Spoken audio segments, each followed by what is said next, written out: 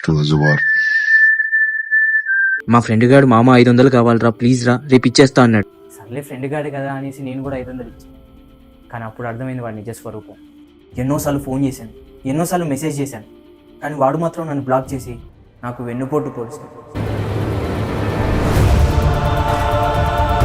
ఇప్పుడు ఫిక్స్ అయ్యాను, ఎలా అయినా నా 500 తిరిగి తీసుకోవాలని.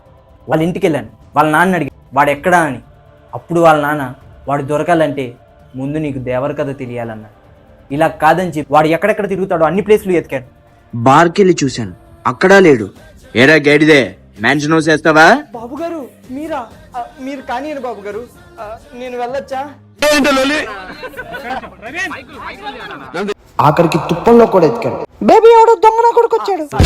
కంటిన్యూ. వన్ ఫైన్ డే వాడు గుడి దగ్గర చెప్పులు ఎత్తుకపోతుంటే కనపడ్డాడు. నానా గోవర్ధన్ 500 ఇప్పుడు ఇస్తావు నానా? ఆగరా తాడి సెట్ కదా.